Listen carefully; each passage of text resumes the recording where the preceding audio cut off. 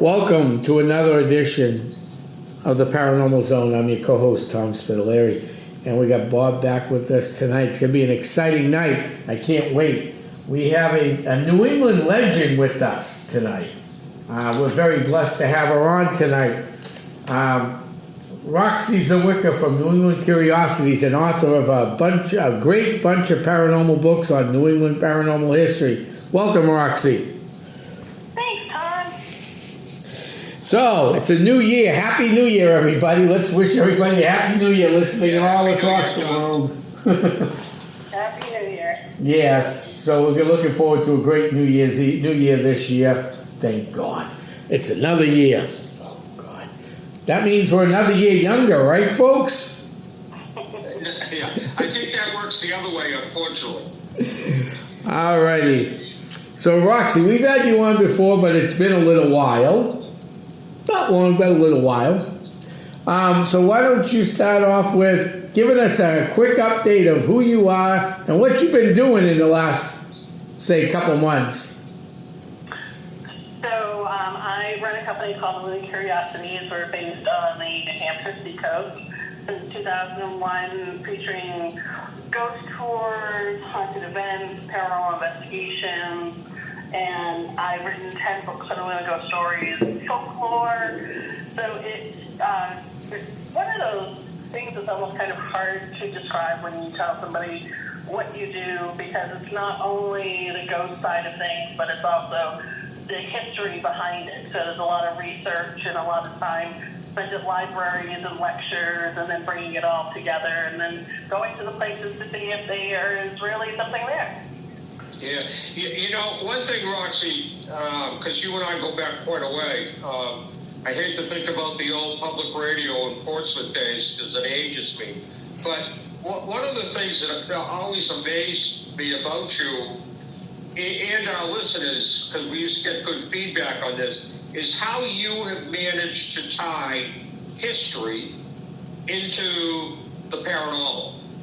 I think you're one of the few talented people that have accomplished that in such a professional manner. And obviously, I've been on a lot of your tours and the history. So people that come on the tours that say, well, I'm not interested in the paranormal, you're going to get a lot of history out of these tours also. And you are correct, and I appreciate you coming out and taking the tours, because it is quite an experience, and in an hour and a half to 2 hours to cover not only the ghost stories, but the locations, and the architecture, and then the history behind it. And I've always been that kid on the field trip going, back in the day, that would raise their hand, and I'd be like, oh, this is really cool. Is there a ghost story here? So I think to me it's always been a combination of fascinating history, because we are, in New England, and everything is so steeped in so many layers of stories, and then letting people decide for themselves. I've never been one to force feed a ghost story to someone. I think everybody, particularly, again, if you're here in New England, you've heard a ghost story or two about one place or another. So it's already in the ether. We're already breathing ghost stories and history as it is. So to be able to present it together authentically, and of course the other side of it is you never know. In 25 years of doing tours, you have no idea who's on your tour that is connected to your story, or is going to be able to add more to what you're talking about. So you have to have a respect for that as well. And the history is so good, there's no need to embellish or make anything up. Yeah. The history of New England is just unbelievable, and I know that I'm biased because I come from New England, but Tom and I are very much like you, that we enjoy the history part of it for the meeting houses and stuff that we do fundraisers for. We're as interested in the history of the meeting houses we are the actual paranormal side of it, which is also good too. I always ask this question, Roxy. When did you first recognize that you had this gift for both history and the paranormal? It's kind of hard to say, because can't really remember when I haven't had this interest. Even as a kid, we would travel all over New England, and I've always found everything, just so fascinating. Even as a kid, collecting postcards of historic places and bringing them home and wanting to learn more. So I think that's just always been ingrained in me as as a person. I was born in the heart of Boston, Massachusetts, so I think that definitely it counts for something. There's a piece of my heart that's always in Boston, and these are I guess part of my story too. I found so many amazing places through wanting to go and learn the history about them. I remember when I was first doing ghost tours back in the early 1990s, just outside of Plymouth, Massachusetts, in a town called Carver. Every opportunity that I had, either before work or after work, just to go into Plymouth. I mean, Plymouth, Massachusetts, everybody around the world has heard about Plymouth. That's where America, for the first most started, in the colonies. And I was like, wow, I am walking the streets of Plymouth, Massachusetts, like so much history there. And I think I've been so lucky with my past always leading me to these great places that continue to call me back. So it's kind of hard to put a time frame on it. Yeah, sure. Now, do you have siblings? Ooh, sorry. Roxy, do you have siblings? I do not. You do not. So was your mom and dad or your family into the history / paranormal also? I grew up with tarot cards in the house. Back in the 70s. Now I'm really dating myself. And there was always a pile of Edgar Casey books around. We always watched shows like In Search Of and things about UFOs and the paranormal. So it was a regular part of conversation in the house. It wasn't anything to be afraid of or anything like that. So I was always open, never really afraid. I had an experience when I was 10 years old, and I kept seeing this little girl out on our playground, and she was always like super friendly. I never really noticed exactly where she had come from, because she used to walk from behind the building that was across the street from where we lived. So I thought maybe she was just coming out the back of the building, until one day my mom had asked me, she said, so, I looked down, and I saw you talking to somebody that wasn't there. And I'm like, no, this is who was there. This is what she looked like. This is where she walked from. She's there all the time. And again, just very open conversation. And she's like, okay, if you're saying you're seeing her, then let's look into that a little bit. And we went to the library again. My love of libraries never fails me. We went to property management, and where we were living was very, very new at the time. In fact, they still hadn't finished building it.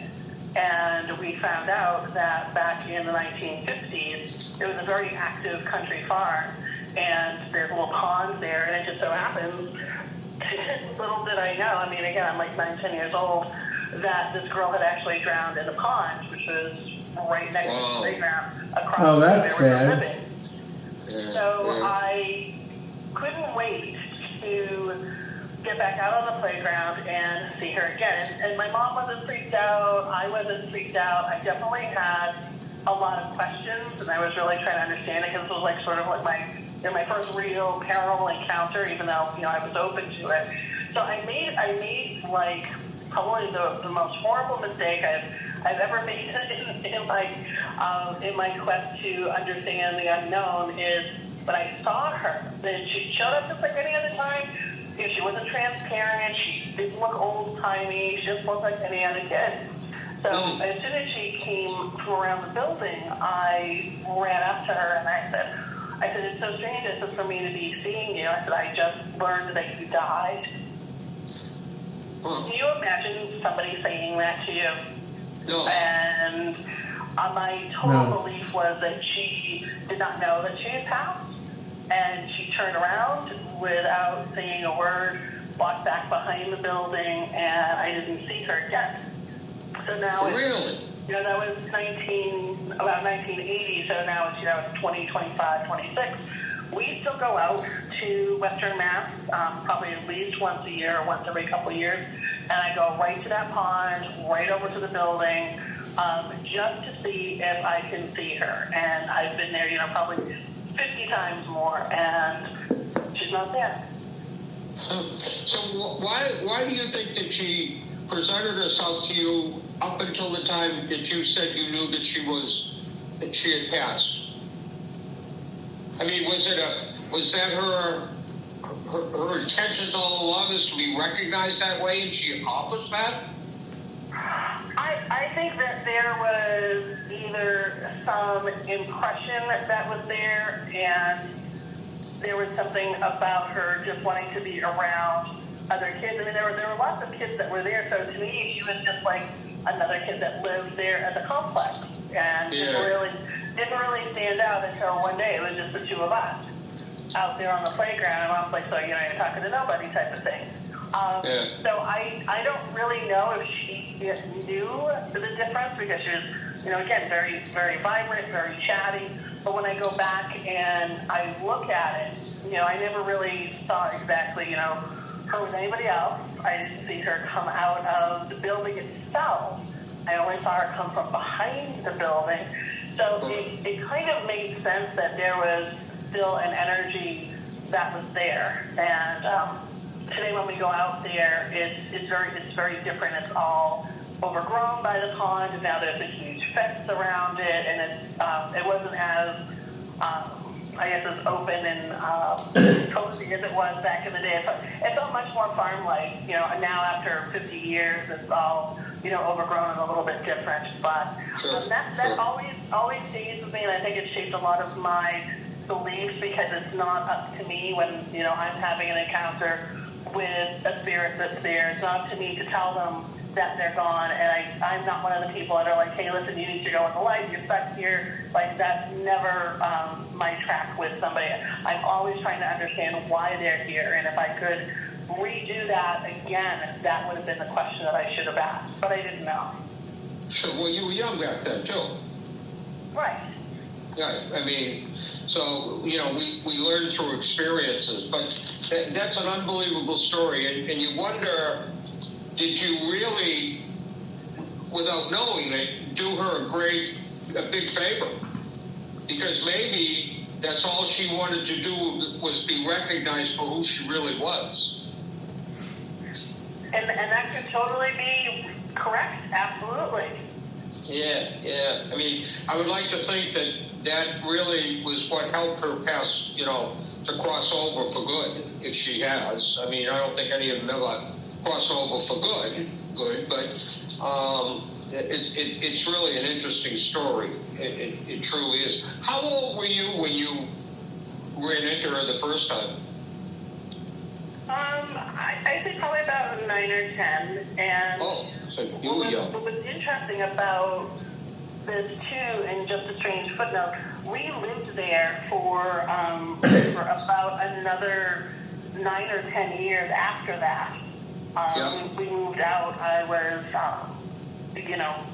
a teenager, and there was no sightings of her after that. There was like nothing at all. So it's interesting how the door closed there. Right. Yeah, it sure is, and much left to speculation. I say much left to speculation. Yes, absolutely. As to what. Now, Roxy, listen, I'm really interested in the shop, because I've been in your shop, and I encourage our listeners to go there. It's worth the trip to Portsmouth from wherever you're coming from, because it's one of the best shops that I've been in a long time. Have you changed your location? Because you used to be downtown Portsmouth, right? So I was partnered with a shop in downtown Portsmouth, and then I ended up, it's funny how these things happen. I ended up doing a tour for the mall management over at the mall at Foxtrot in Newington. And after I did the tour for them, they really, really liked what I did, and they offered me a space over at the mall that would be kind of conducive to setting up haunted rooms and setting up like a little museum. So I ended up being, I'm still there right now, there for about a year and a half. Right now, the mall is going through a change and will be closing permanently in a couple of weeks. So I'll be moving over to the old mill in Rollinsford, which is just a few minutes outside of downtown Dover. So we're going to move into this 19th century haunted mill now. So Wow. it's very cool. Yeah, and where can our listeners find information on that mill? So if you look up the Salmon Falls Mill in Rollinsford, located on Front Street, the oldest mill dates back to 1858. So there's a lower mill and an upper mill right on the Salmon Falls River. It was a textile mill back in the day and was open through really, I'd say about World War I or so, and then it became mixed use over the years. There's been a lot of ghost stories that guests have told me over the years about the property of hearing people, seeing people, very specific apparitions in various parts of the building. So I'm really excited about that, and we are actually in the process of moving into our space right now. So we'll be open either mid-February over there or the beginning of March, depending on the time frame of moving everything. And of course, for all information and everything to Willing Curiosities, you can always go to our Facebook page on social media, which is very, very active. I think we've got 18,000 people on there. And then you can always go to our website, which is currently being updated right now, but very easy to find at thewillingcuriosities.com. Yeah. What a great place for a curiosity shop. Yes. I mean, it couldn't be any perfect, could it? No. I mean, I don't know. That just seems like a perfect marriage to me. We're excited. Yeah, I bet you are. Tom, I know you had a question. So now you're moving into another haunted building. They seem to find you, don't they? they always do. I mean, you moved into you were in downtown, then you moved into one of the most haunted places in the New England Seacoast. Because every time I used to go to that mall, I'd get a freaking headache with everything going on in that mall. The Fox Run Mall? Yeah. And now you're moving to a place where I actually went to the Historical Society a few times, because they have a Robert Rogers reenactment group show up over there, and I'm a Robert Rogers historian, and I can't even walk into their Historical Society because it gives me such a headache with the energy in that building. Wow. Huh, that's pretty cool. Because I know exactly where you're moving to. You're actually right over the main border, too. Correct. You're like, Bob, I could throw a football and hit Maine from where she's going. Oh, no kidding. Yeah, well, yeah, it's right across the bridge, frankly. Yeah. Right, yeah. Now, tell us, Roxy, tell our listeners some of the things that you sell in the Curiosity Shop. So we sell curiosities. So we have a crystal bar. So when you come in, if you're looking for crystals or gemstones or minerals, we have probably one of the biggest selections that you'll find anywhere reasonably priced. We have all of your needs if you're looking to do a spiritual cleansing of a space, everything from sage to Florida water, all of the spiritual things that you might need in a space if you're feeling that, the energy needs to be cleared. We have all of that stuff. We have an amazing collection of books from a lot of my friends who are amazing authors, everyone from Sam Baltrusis, who has written Haunted Boston, Salem, Ghost of the Revolution, which I did the foreword in, to my very good friend Nomar Slevik, who is an amazing UFO guy, to Chris Packard, who wrote the book The Mythical Creatures of Maine. So I am so happy to be able to support other authors, as well as many others that I know that write on ghosts and the paranormal and the unexplained. So if somebody's coming in, not only can I refer them to the book, I can tell them a little bit more about how to get involved, how to connect with the author as well, which is really important to me. I also have a couple of artists currently in the shop as well who do cryptid art, dark art, things like that. They're tattoo artists. I also have my very good friend Brenda from the Gravestone Girls, located in Worcester, Massachusetts, who does gravestone impressions that you can bring home and hang on your wall, which are incredibly educational and just beautifully rendered. So it's a nice community space in that aspect where you can come and get things that are unusual, and I have vintage and antique things as well that people can come in and take a look at. I brought in some of my old spirit boards and Ouija boards, and then we've been doing a lot of classes in our space. We just did table tipping, we do spirit communication, I do readings, we did a whole month on Edgar Allan Poe and a lot of places that influenced him here in New England to write some of his Gothic horror stories. So it's 6,000 square feet where we are, and it's 6 rooms. Right now we've closed down the rooms obviously because we're moving, but it was a whole immersive experience coming in. So we're gonna kind of take that and move it over to the mill in our very own kind of way. Where New England Cure Essence has always been very, very unique in what we do and how we present what we do as well. So having these venues to do this in has been really, really amazing. Wow, it sounds great. Tom and I will definitely be there for your grand opening. We definitely want to come out and support that because, the Curiosity Shop also provides great gifts for people that want to give very unique gifts that you can't find just anywhere. It really is a great service. Roxy, you've written 10 books, correct? Yes. Yeah, 10. One of the books that I was looking at was New Hampshire Book of the Dead. Yeah. And you were quoted as saying that I always found cemeteries to be fascinating. And I read that line and I thought, wow, that's quite a statement. Tell me what you find fascinating about them.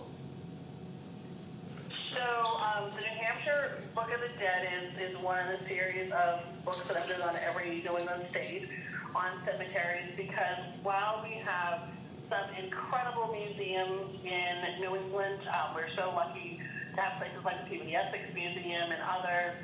Some of your truest museums are actually our old cemeteries and burying grounds. If you consider a couple of things that make them intriguing, well, first of all, if I'm going to a town or a community for the first time, the first place I want to go is to the cemetery.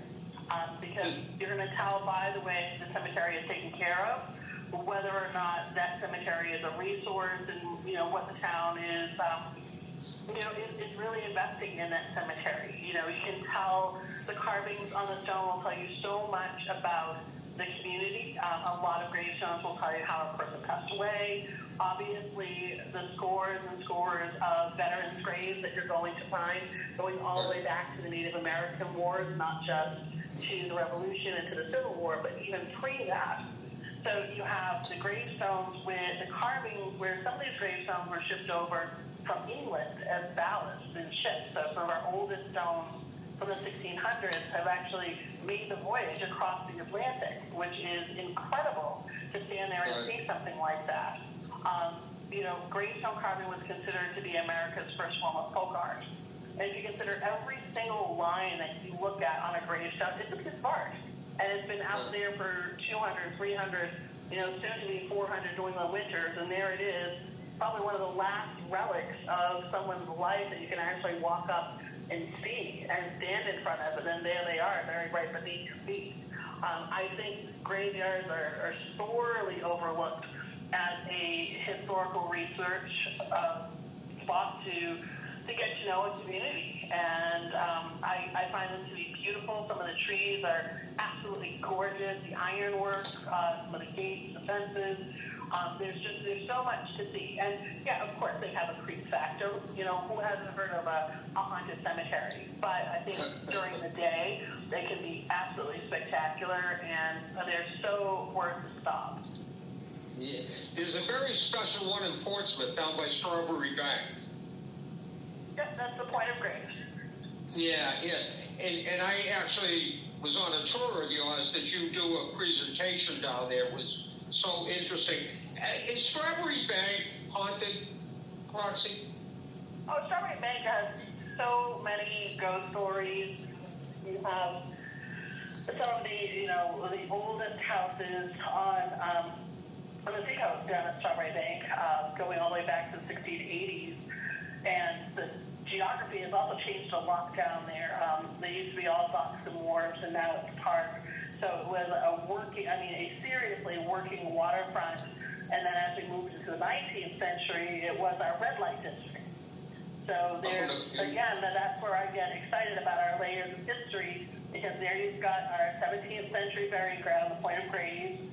You've got the colonial settlement that was there. Then you have the Victorian days and the rough and tumble gritty seaport, and now it's restored, it's beautiful, but there are still those echoes of the past. When I do my waterfront tour, you literally we walk 5 feet and stop every few minutes, because there's another building or another story to talk about. Yeah, that's a great tour. I've been on it a couple of times, and it's just a great tour.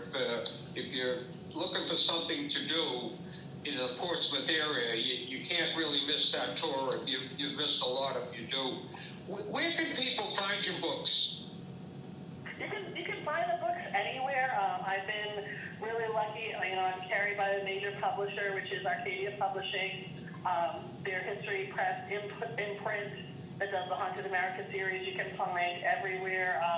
Barnes & Noble, Amazon, obviously you can find it in our store. But you can find it basically anywhere. Even I've heard people tell me they've seen it at CVS and Walgreens. So it's everywhere. Yeah. Oh, wait a minute. I know where else you can find your book at. Where? The Cracker Barrel. Oh, does Cracker Barrel have it? No Yep. way. No kidding. I go to Cracker Barrel all the time. Gotta look for it. They usually have it. Yeah, I will. Next time I'm in there. Did you say that you can also find them on Amazon? You can also find them on Amazon as well.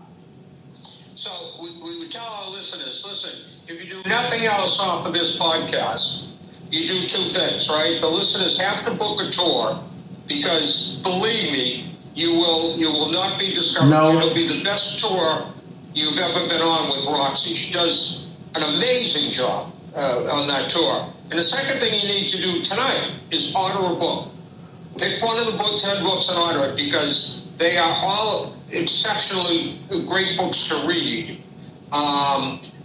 Especially the one with about the cemeteries. I think that if you read that book, you'll be amazed at what Roxy just explained, because that goes on in so many cemeteries, Roxy, that we just overlook.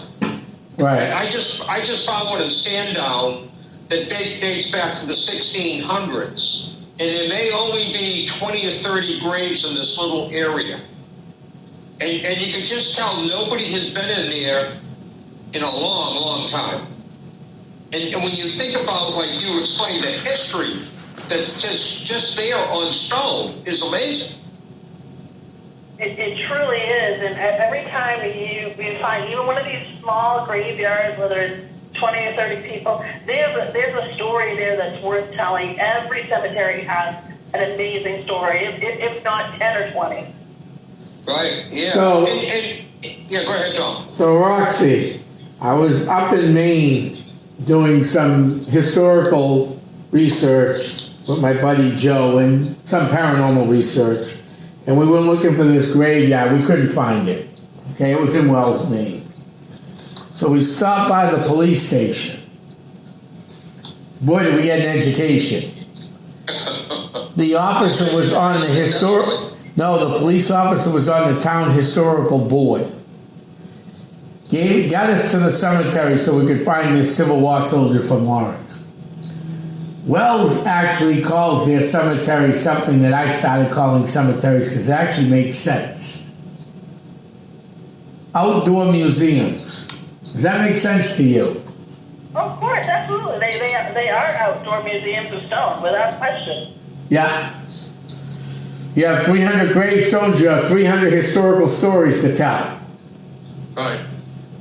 Without question. I mean, every name that you see in a cemetery, particularly if we just took horses on its own, you're going to see those names on buildings.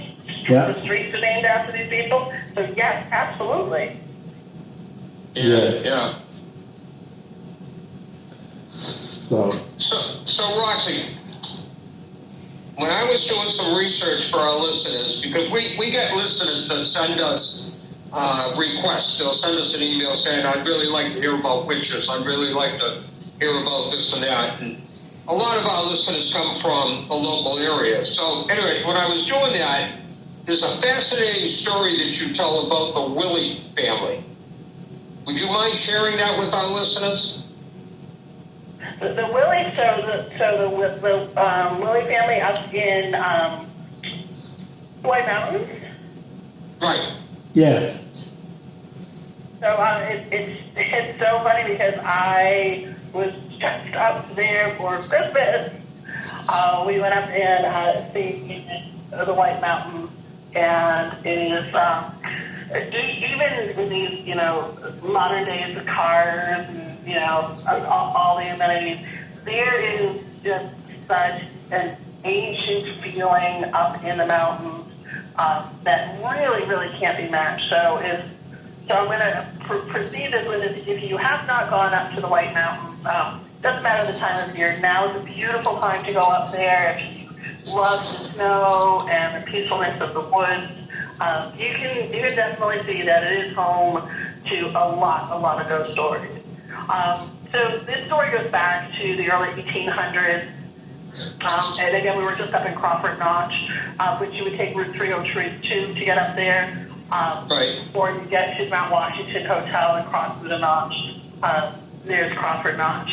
And, imagine, in the early, 1800s, what it was like to be out in the wilderness. I mean, we're talking wilderness. You're lucky if there's a path that goes, through the woods to get you to where it is that you want to go. So there's a mountain there called Mount Wiley, and right, if you can imagine, right on the road was the Wiley House Inn and Tavern, for travelers. Taverns weren't just places to go and have a drink, but you would actually stay over until you went to the next tavern as you're making your way. So a lot of people would actually take this passage if they were heading over to Portland, Maine. It was, sort of again, imagine it being one of the main turnpikes to get through.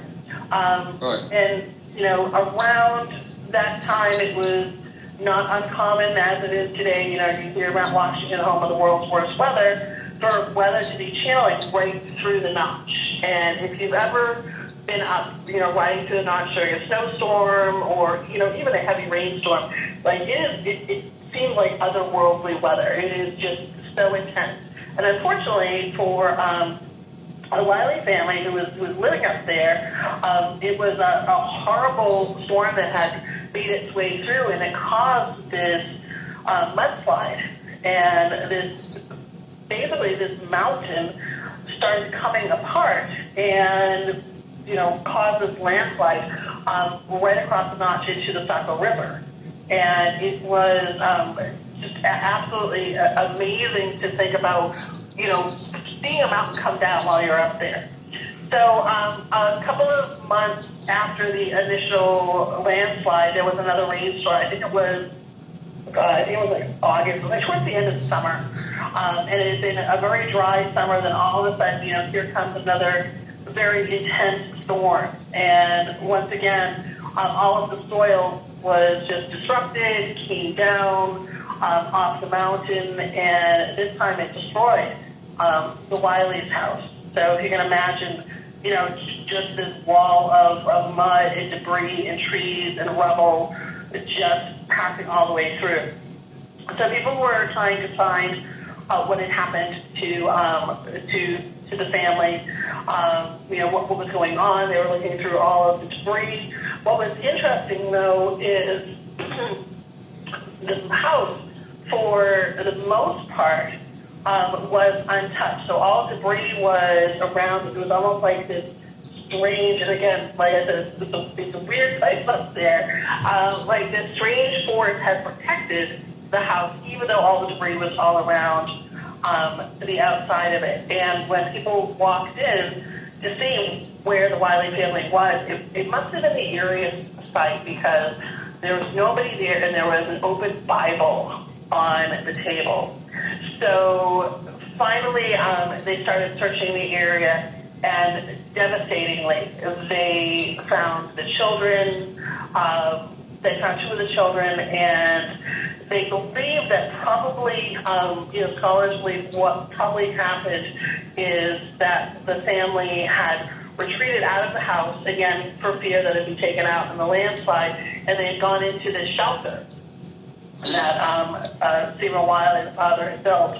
And unfortunately, they died either trying to get into the shelter. No one's really sure. So the great irony of this story is, if they had just stayed in the house, they would have survived. Yes. So it's absolutely, again, it's such a strange story. So this story made national news, if you can kind of imagine national news in the early 19th century. Nathaniel Hawthorne actually wrote a story. If you haven't read it, I love Hawthorne. I love all the great scholars. It was called The Ambitious Guest, which is very, very cool. So all these works of, stories inspired so many people to go and see the spot. There's actually there's a marker there, so you can go and see. It's on the stone, tells you a little bit about it. And some people say that it's kind of strange that the whole notion of the Wiley house is that where we get the term, it gives me the willies, or gives me the Wileys.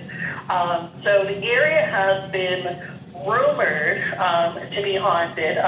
The folks that we stay at the Notchland Inn, which is up at Hart's location, have lots of stories about their property being haunted, which is a whole other ghost story, which is absolutely amazing, as well as stories from Crawford Notch. So it's really, really incredible, the amount of ghost stories that hikers have talked about seeing, shadow people wandering the area, hearing sounds of a landslide, but nothing had happened.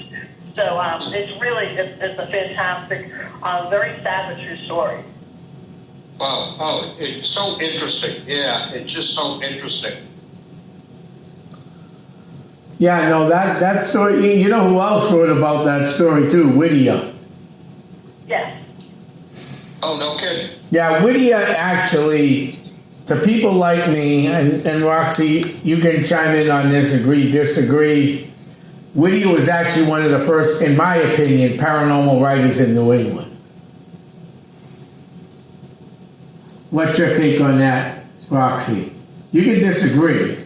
No. I think Whittier, he was such a great mind, and his I guess his body of work is so intriguing that would not surprise me just through his outlook in what he wrote about. I think that's quite possible.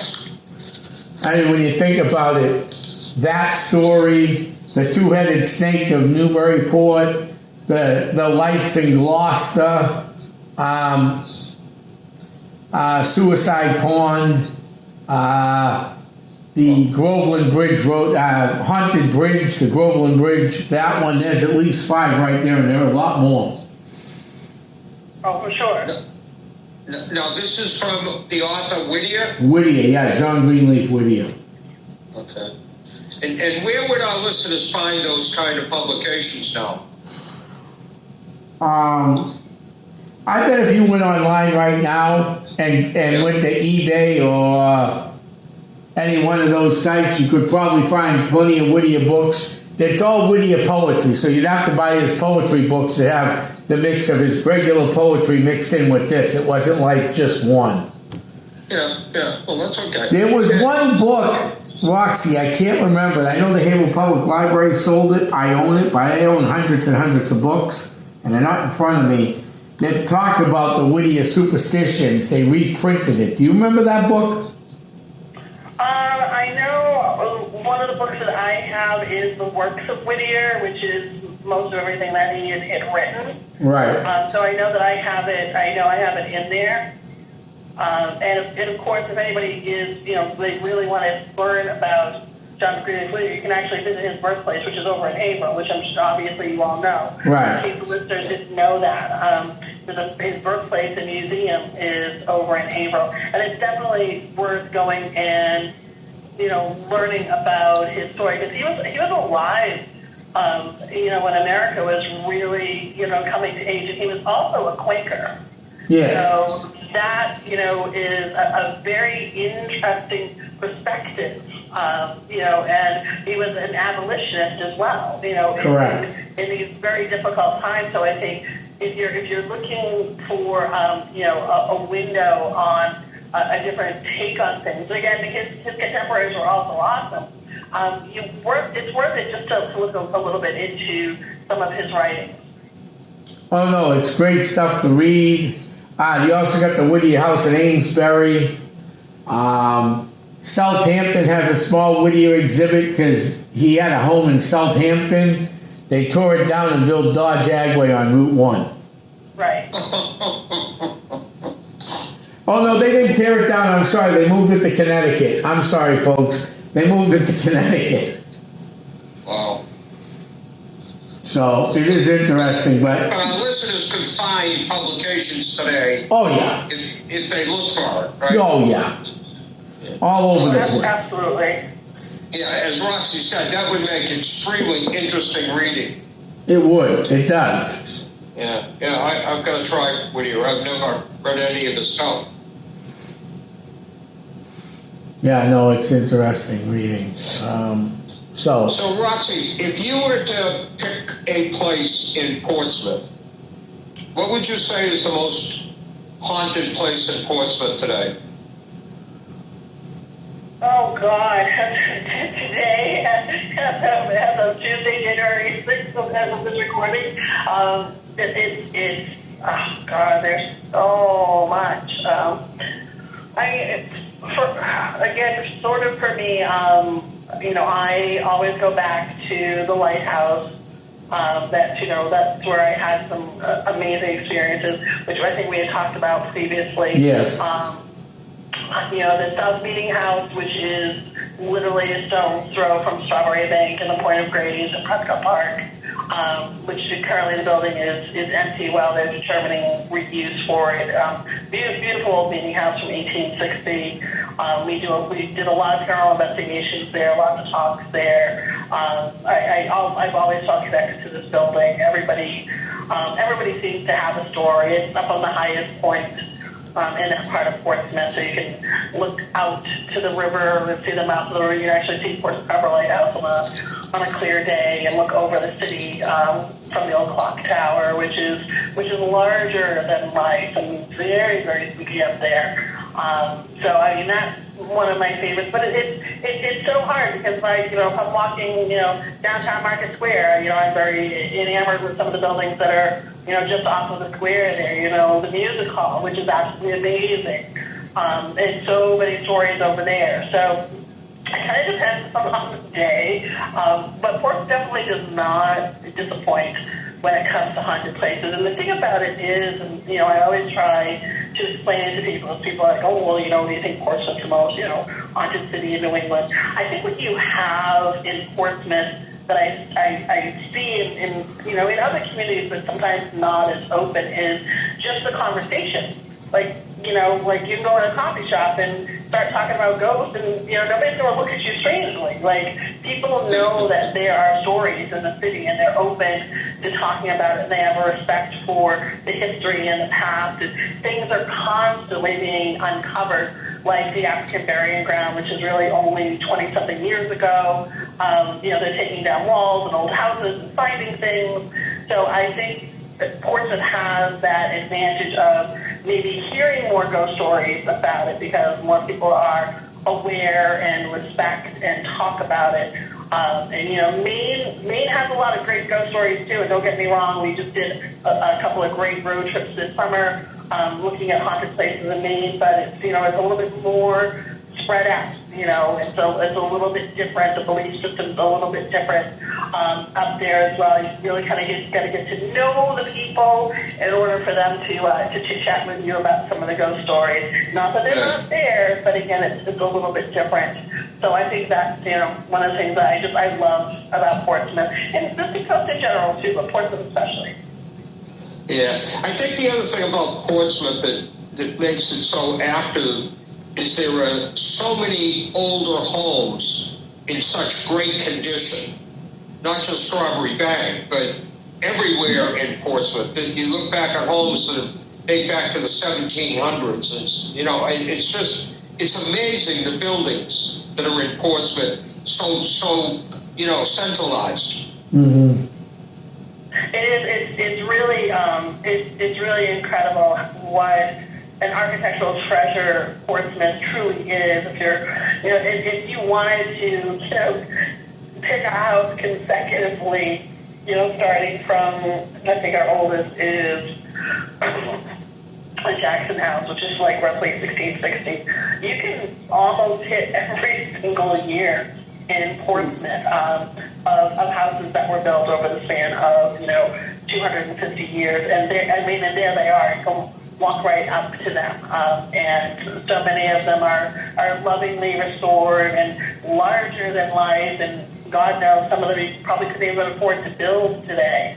And then you just throw in the history and the legacy and the people that have visited these houses in Portsmouth, from Washington, George Washington, John Paul Jones, you name it, and then it really starts getting crazy. And I know for me, when I'm out with people on tours, and I'm sure you've probably heard, when you've been out with me, people are like, really? They were here in Portsmouth? And I'm like, yeah, like we're walking down the same street they did, back in 17, whatever. And people are like, oh my God, that's so cool. I didn't know that. So it's so cool. Yeah, it is. And that's why I encourage some of our listeners to take Roxy's tour. Right. You won't be disappointed. You'll hear history. You'll hear the paranormal. You'll go through a cemetery that's just so unique unto itself. But before you start to tour Portsmouth, take Roxy's tour. I'm telling you'll be amazed at the information you will get. And then, anytime after that, the streets to walk, some history of the houses, and a little bit about the haunting that's going on. So, Roxy, how can people right now get in touch with you if they want to book tours coming up for the summer or spring? So you can always you can reach out to me directly to my name, roxyswicker@gmail.com. Again, I'm starting to put together the schedule for this year. I know people get very disappointed when they wait till like September and October, and they're like, "Hey, you're full," and I'm like, "Yeah, because there's only one of me." So as soon as you have an idea of when you're coming to Portsmouth or when you want to tour, definitely check that out. We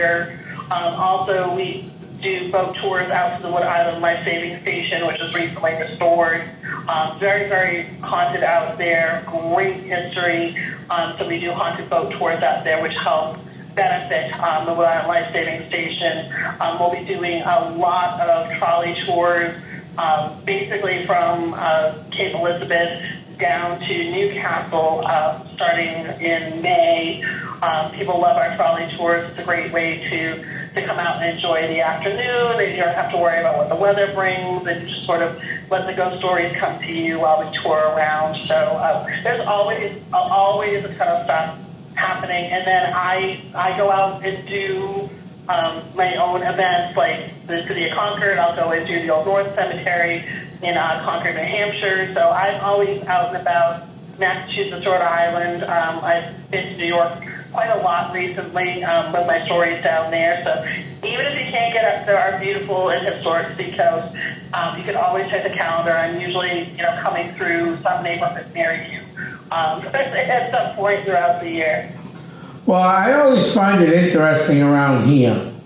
I have friends that own businesses in Salem. I'm not as busy as a lot of teams are, but we're pretty busy. People call me up in August and go, I'd like to have you on October 14th. That's great. You can come hear me talk at this library or here or there. I don't think people realize you don't call, if you want to be in the Merrimack Valley or New England, that let's take all of New England, do not call places like Roxy in August and say, we're coming up and we'd like to do a tour with you October 31st or October 15th. Not going to happen, most likely. Yeah. Book real early. I'd start booking now. In fact, is this true? If you don't book Salem for a hotel room now for Halloween, you don't get one in January? That is true. That is true. Salem is definitely its own animal, and every year it is I can't believe every year it's still getting bigger and bigger. So if you have a plan on going to Salem this October, you got to make those plans right now, because if you wait until February, it's too late. I mean, if you're thinking of staying and doing the week, which is great, and I do highly recommend, just know it's Halloween Mardi Gras, and I would definitely recommend it once. I've done it many times. But you need to plan, because we're talking, this is a world travel destination. This isn't like I'm going to New England. I'm going to Salem, and people come from all over the world. Right. Even Portsmouth, or any of these places, it's hard to get through in September and October here in New England. Please plan ahead, but especially if you're going to Salem. Absolutely. Roxy, help me out, because, and I'm embarrassed to say this, but who was the witch of Salem? What was her name? Currently? Yes. Oh, Lori Cabot. Yeah, Cabot. I don't know why I could not remember that name. I was thinking about that today. Is she still active in Salem? She is still active, and Lori Cabot's absolutely amazing. We, as a kid, used to go to her shop when she had Crowhaven Corner over on Essex Street. I'm talking, I went as a little kid, Right. 8 years old, 9 years old. We make the ride out to go and see her. She is in her 90s now. God love she her. actually just re-released one of her books called The Power of the Witch, which is absolutely amazing, sort of a textbook on witchcraft. And I mean, that shows you how relevant she still is, that this book is now having another renaissance. There is still the Cabot Kent Hermetic Temple that she helped establish, but she is still the official witch of Salem, Massachusetts, and as she should be. She's done a lot for people that practice witchcraft, and a lot of people don't know that she opened the first witchcraft shop back in 1970, which is when I was born, 1970. So she is an absolute legend. Yeah, I had her on the radio show in Portsmouth, and she was excellent. And Tom and I have kind of had a lot of witches on the Paranormal Zone over the last year and a half. Because as you probably know, 10, 15 years ago, witches were really kind of personal. They didn't let their information out. They were so criticized and picked on and discriminated against, frankly. But they now have come out, and the witches that we've had on, Tom, have been excellent. Yeah. The feedback from our listeners about the witches that we've had on has just been so positive, hasn't it? Yes. Yeah. We tried to get Laurie Cabot last year and sent her a couple of emails. We never heard back from her. But I assumed Roxy was probably, she was getting up there in age and probably not doing a lot of podcasts and radio shows. Yeah, I think she's probably, you know, limiting a little bit more of, you know, of what she does, and understandably so. I mean, this woman has been, you know, in the spotlight, you know, again, ever since, you know, the 1970s. So, you know, I can completely understand that. And, you know, I'm in my 50s and I can't get out of bed, so, you know, I completely get that. And her body of work and her legacy really speaks. And she does pop up from, you know, from time to time. Like I said, with the reissue of her book, we'll probably be hearing a lot more from her in the days to come. Yeah. Well, she's just like you. She's a legend, especially in this area. I think there's very few people that I talk to that don't know Roxy Zwicker and talk very highly of you. So people that I've recommended for your tours always get back to me and say, thank you so much. It was wonderful. So we encourage our listeners to get on your Facebook page and just say, look, I'm really interested in a tour. Get the information early. Do it early so that you're not disappointed. And believe me, if you take Roxy's tour, you're going to be very, very happy. I appreciate that. Thank you. Okay, well, you're a wonderful person. And Tom and I would like to personally thank you for your commitment and your efforts and what you've given to both the historical part of Portsmouth and in all areas, and especially the paranormal, because you have really just added so much to it. It's great. So we really appreciate you coming on tonight. One more time, where can our listeners get your books? So you can find my books anywhere. Again, my last name is Zwicker. They're all based in New England, so apparently you can even get them at Cracker Barrel. But Barnes and Noble, any of your book purveyors, if you have a small bookstore local, check them out too. They're all great. They're usually great at getting my books as well. Yeah. Here's a great Sunday morning. Go to Cracker Barrel, get the blueberry pancakes and bacon, pick up one of your books and sit there for an hour and read. Great suggestion. Yes. Yeah, great Sunday morning.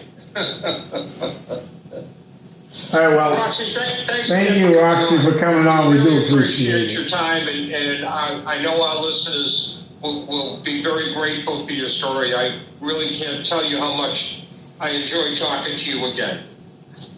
Thank you both, and Happy New Year, and much success over the coming days. Yes. Thanks, Roxy. Have a great evening. You too. I want to thank everybody for tuning in tonight. Bob, thank you very much. Roxy, thank you. And I want to thank everybody tuning in tonight from across the lake, over to the north, to the west, to the south, wherever you're listening from. I'm heading back to my crypt. Good night, everybody. Bye-bye.